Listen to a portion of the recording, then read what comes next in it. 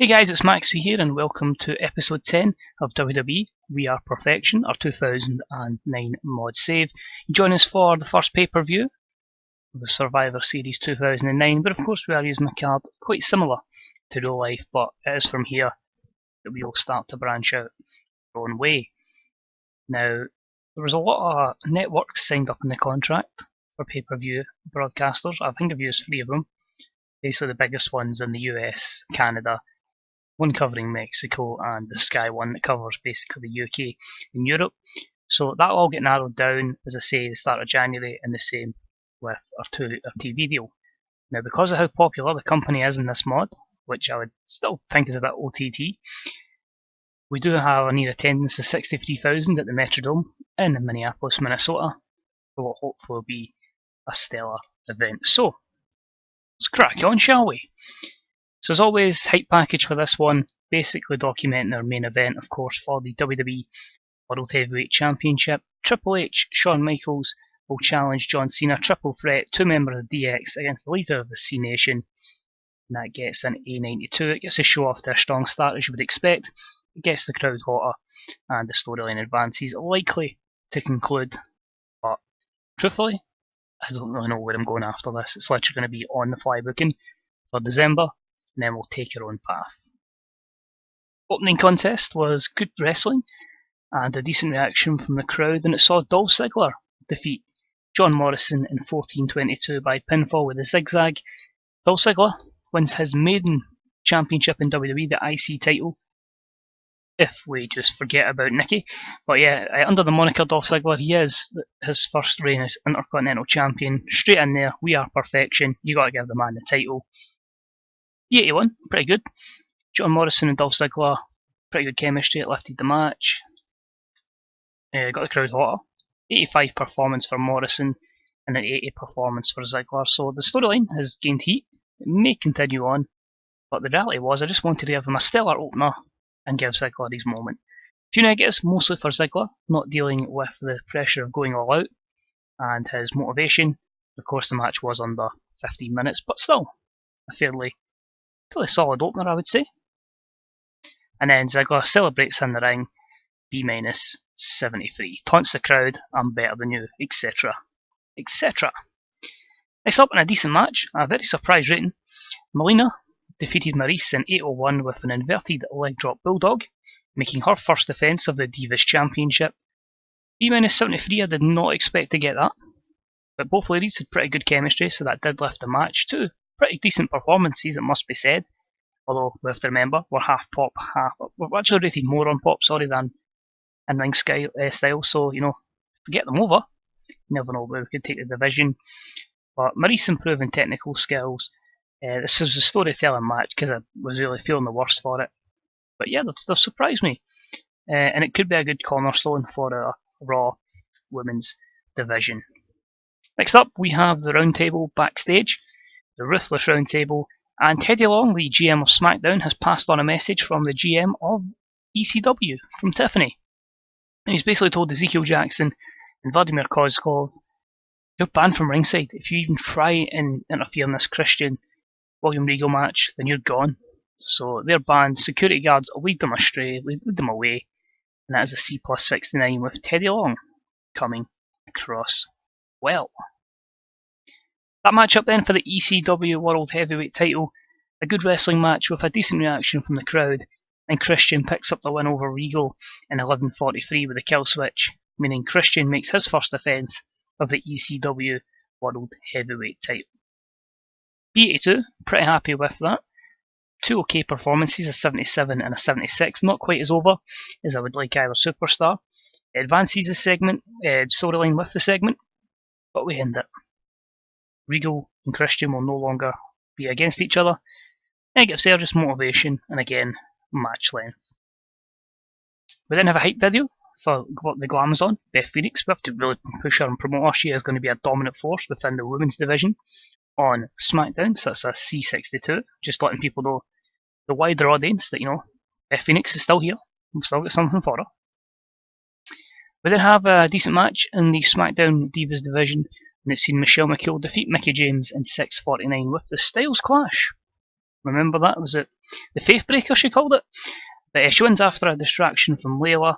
Michelle McCool makes her first defence of the WWE Women's Championship. A pretty good again, B-76. Again, both ladies with good chemistry, which lifted the match. Two pretty decent ratings as well. Interestingly, here it says Layla did good work at ringside, so it must be when Michelle's with Layla, it's bad, but when Layla's with Michelle, it's good. Just works out that way, but still a very stellar match-up for the two ladies, and it's given me a good bit of belief that we can quickly turn around a very, very poor Divas division as it was at the time, and hopefully into a very good women's division. Then we go backstage again, and William Regal's decided, right, cool, I'm out of here, I want nothing to do with ECW, I'm gone. So B82, where's William Regal going to show up? That'll be interesting to see, but good promo, B82. Next up, Mr. McMahon's backstage. He sees Legacy and tells him, Randy Orton's got to face Kofi Kingston. You two are going to be in action. We're going to put you in Teddy DiBiase and Cody Rhodes, and you'll take on Crime Time's JTG and Shad Gaspard. So a B-76. The Legacy storyline has advanced. Probably should end that because I don't want to have them feuding anytime soon. And the performance of Mr. McMahon was very good. So that match was decent.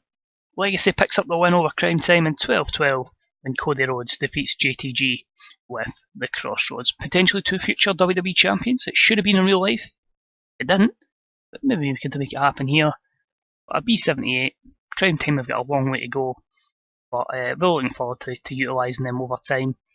And the only negative was the announce team. So thumbs up for this match.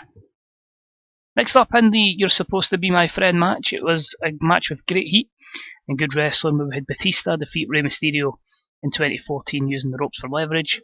Only a B83, Rey with a better performance from Big Dave. I feel here, Dave's maybe not as over, I think he was only 85 over, which realistically he should be up there with the top guys on the Raw side. Especially because he's not even getting physical decline. If he was having that, I could understand it. But we'll work on him, but he gets some momentum, the bigger guy wins, and a bit of inconsistency and stamina, the issue for Batista. And then a hype package, which should have came before that, that's my bad, but B plus 88 anyway. Cool. Next up, Kane's backstage, remember Kane? Yep, not really used him so far. He's just saying it's been an absolute travesty that he's not been used, and he's going to be coming back to SmackDown to inflict nothing but pain. So to all those, stealing his TV time, just remember there's a monster lurking about, waiting. We then go to the Raw side of the show for a bout that had good wrestling and a decent reaction from the crowd, as we saw The Miz defend his United States Championship in a triple threat match, defeating both Jack Swagger and Mantel Ventanius Porter in 12:48.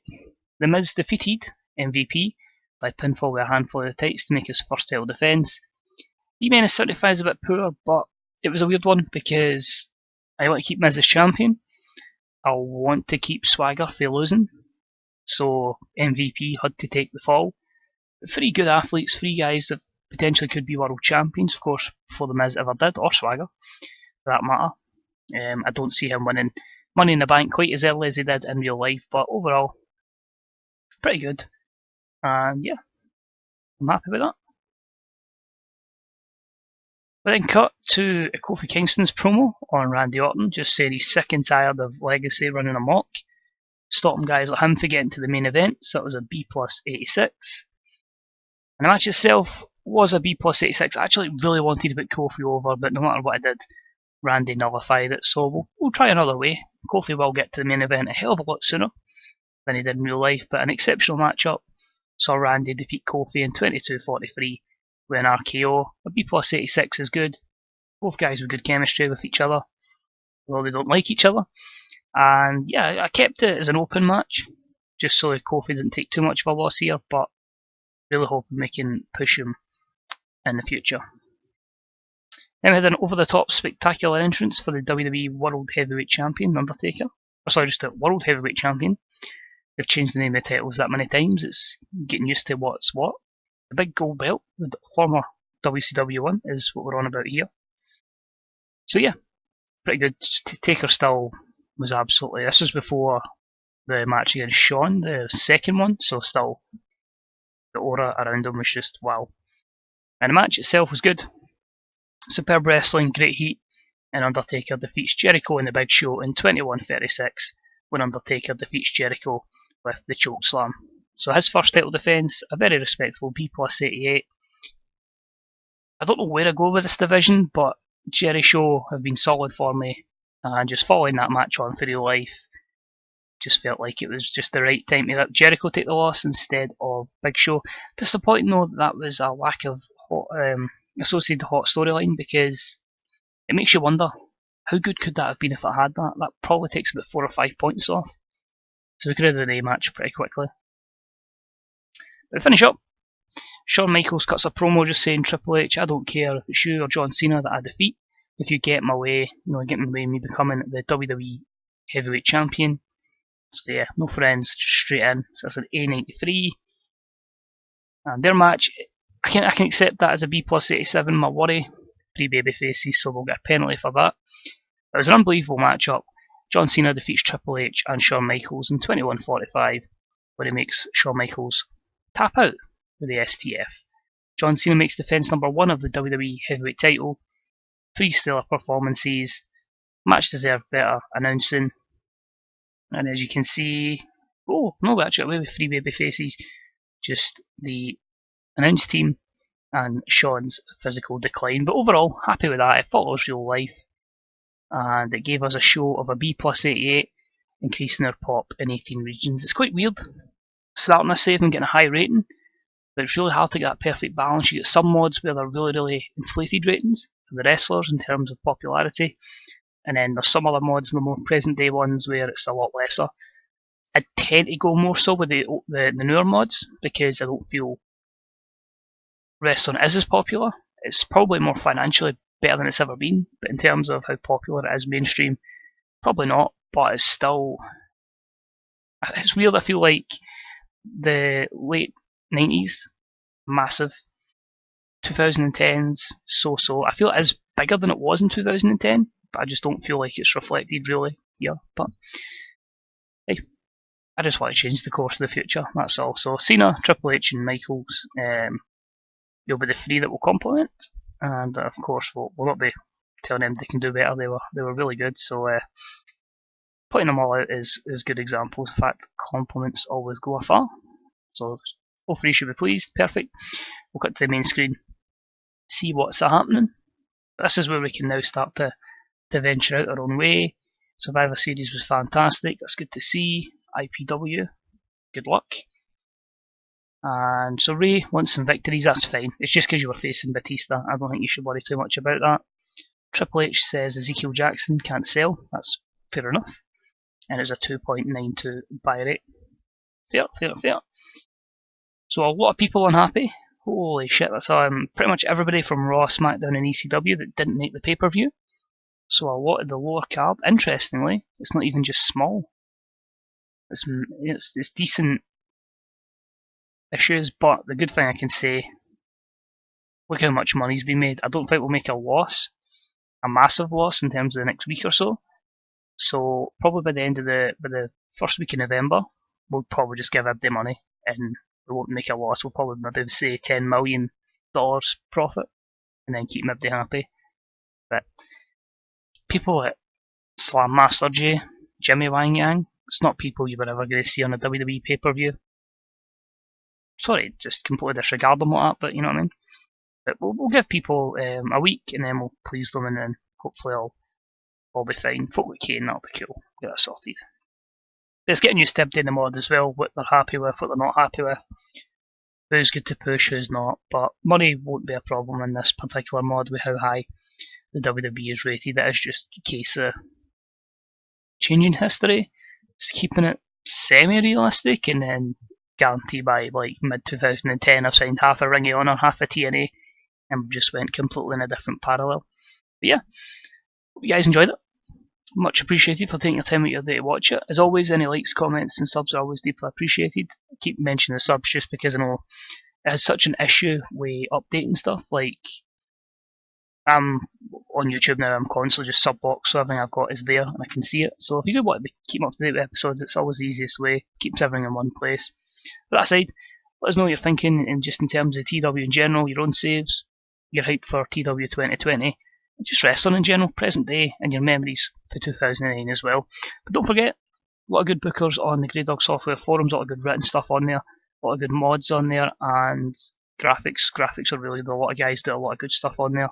And if you want to see some more YouTube stuff, I always recommend the Fantasy Booker subreddit, because you'll always find somebody you want to be quite aware of, and you could just find somebody that you can become a fan of that you never know.